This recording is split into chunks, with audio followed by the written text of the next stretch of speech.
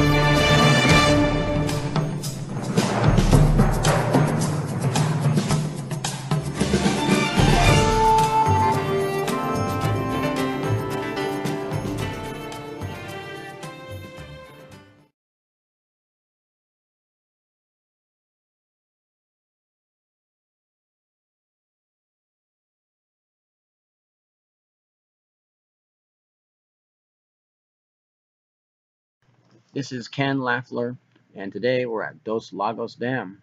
And today we're discussing, was this dam on the verge of failure? And being a hydraulic engineer, or an hydraulic engineer to be correct, I would have to say I have questions about this structure. It was built in the 1920s and obviously has quite a bit of structural damage to it, if you notice on the sides. Also, this would be the spillway part of the dam, which is actually quite well built. It was probably built in the 1970s, and had the dam failed, this would most likely have been left.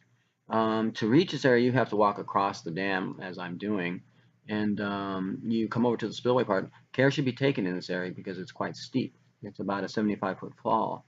And by looking at the canyon sides, I would say this was probably the worst place they could have picked. There's quite a bit of fracturing in the rock. It's just not a stable area. There's landslides all over the area, and if you look behind the spillway, there's quite a few boulders that have fallen from the hillside, which are about the size of cars. So that to me says a lot of hillside instability. Also, if one looks at the hillside, there's quite a bit of faulting and fracturing. Right there's a good example. You can see it right there. This is a large ladder, but there's the boulder area down there where the boulders have actually fallen into the spillway area. So I think they picked a very bad spot for the dam. I didn't get a chance to go on the face of the dam on the downstream side, but I imagine there were quite a bit of pools of water. It's drained now. I would have liked to look at that. But I didn't notice how much cracking there was when I was there until I viewed the videotape, and I was shocked that they actually were still using this structure. It's built in a three-tier type of construction, as you can see.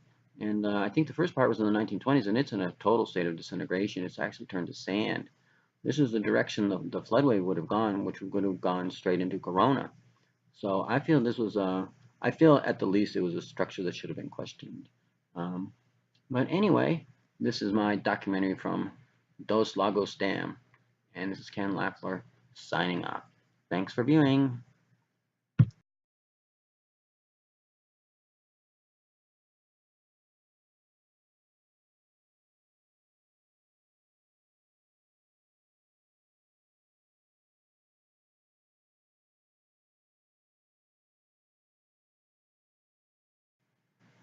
Good evening, and this is part 2 of my series on the Dos Lagos, or I believe it's called actually Lee Lake. My research indicated it was Lake Lee or Lee Lake, but it's called Dos Lagos now, and it used to be stocked with fish. In fact, I believe the largest game fish caught in Southern California were caught here, and I believe they were bass that were over 2 feet. So, but as we're walking in from, I believe it's Railway Canyon, heading into Corona, and here's the dam and the superstructure. And as you can see, it's built in 3 sections. It's almost like a cake the way it was built. One in the 1920s, I believe one in the 50s, and then the other in the 70s. And then the spillway, I believe, was built in the 70s. And the spillway is of excellent construction. It's quite strong and sturdy. If, like I said in part 1, if the dam did fail, that section of the dam would remain. So, but the other part is highly questionable. As you can see, the base of the dam is actually almost in disintegration. In fact, it just trails off into dirt. And that was filled with about 40 feet of water all the way up to the top where the yellow bracing is. So that part was in use until just recently. I believe it was up to about a year or two ago that the dam was completely filled. which I didn't notice the damage to it when I was first there, but when I reviewed the videotape, I was shocked by the amount of disintegration of the dam. So, but that's just the spillway. As I was saying in the earlier part, you can see by the hillside, there's quite a bit of fracturing there. This is a terrible place to have built a dam. There's all kinds of vertical cracking. And you can see where the dam was filled to the top at one time. And I don't know what those round posts are down there, but I kind of it seemed like the X-Files or something when I was there. And this is the face of the dam going downstream. And I would have liked to inspect this when it was full because I would have looked for pools of water at the base of the dam. This is called hydraulic uplift. It means that the dam is being uplifted from the bottom, which right there you can see this was a perfect spot for hydraulic uplift. There's the round post right there. I don't know what those are used for. But right there, it would have undermined the dam. At this point, the structure is cut in half. This is what's called a gravity arch dam, meaning that the dead weight of the structure is enough to hold the water back. This is the face of the dam. Like I said, I would have liked to inspect this when it was full, because I can guarantee there would have been quite a bit of pools of water down there. This is the same situation as the St. Francis Dam in 1928, which collapsed near Newhall, and it was actually the largest gravity arch dam in the world, and was the same structure as Hoover Dam. Hoover Dam is quite a bit taller, but St. Francis was the tallest dam in the world at the time, and I believe over 750 people were killed when St. Francis failed.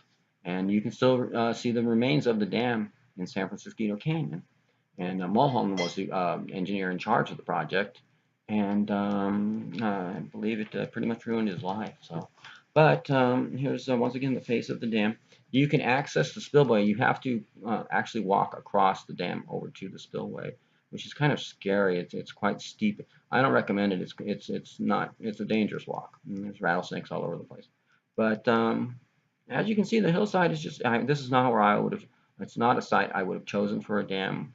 It's very unstable, and there's quite a few boulders. You can see there's landslides which indicate hillside instability.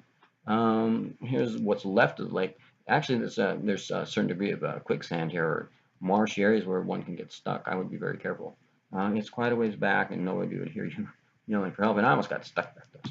So, anyway, so yeah, there's a little quicksand here. You see, right there is a perfect example of where the dam is in total disintegration. Completely falling apart. This area was built in the 1920s, and I didn't really notice this when I was there, but when I looked at the tape, I was absolutely shocked that they were still using this structure. And here's a shot from further back, and you can see the three-tiered design of the dam. That's a good example right there. The spillway, though, I would say is very well constructed. Whoever did the structure on that knew what they were doing. And well, I think I'm getting ready to sign off here. Getting a little short of breath here. Got a quick smoke of cigarettes. And okay, well, I may have some more to comment on here. Oh, I see we're coming down to the end anyway. So this is Ken Lafler at Dos Lagos Dam, and don't go there unless you know what you're doing. Okay, bye.